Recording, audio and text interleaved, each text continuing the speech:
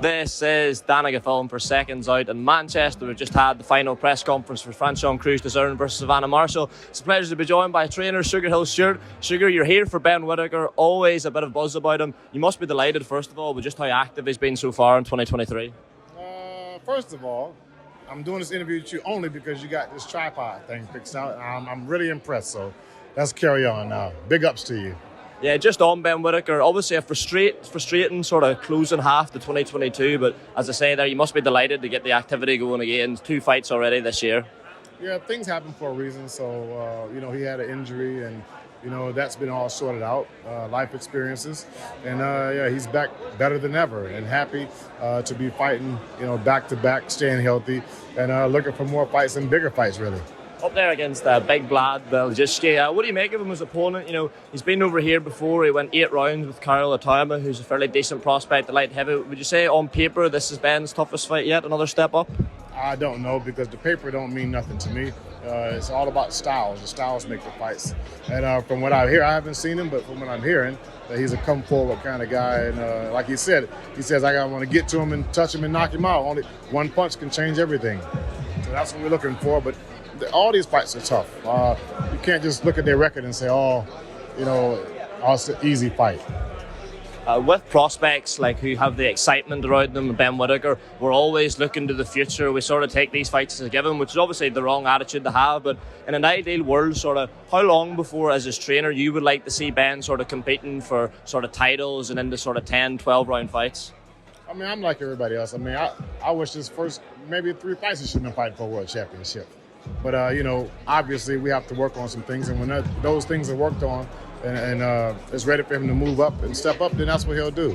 Right now, I think this fight here, everyone will see the difference.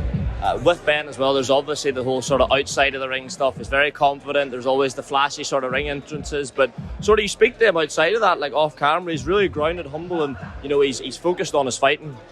Yeah, that's his personality. So, you're doing interviews with him, but when you meet him, you find out. But sometimes when he's not doing interviews or he's not in front of the cameras, he's still kind of like that flashy, have fun kind of guy, He has some people that he looked up to in boxing. And of course, you're going to model those people that you looked up to at some point because you like them. So yeah, at some point you want to be a little bit like them or do some of the things that they've done in their lives. Sugar, it might be a silly question. Kronk fighter, are you looking for a knockout there on Saturday night? Yes, of course. Definitely. Just lastly, we'll have got you, Sugar. It's been maybe coming up there a month now since Lawrence Okoli, Chris Smith. Have you any ideas the rematch clause going to be activated? Do you think Lawrence will take that again?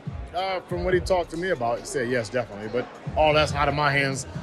After that, him telling me everything else is out of my hands. I don't really care when it is. I don't think about it because I don't make the decisions. So whenever the proper people make that happen. You're talking too much, man.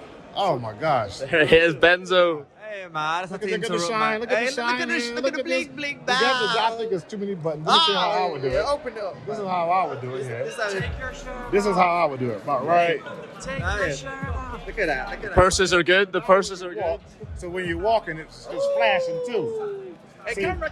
See, the jewels is flashing. The shirt got a flash. That's how you should be walking around like that. Oh, I forgot where we were after that.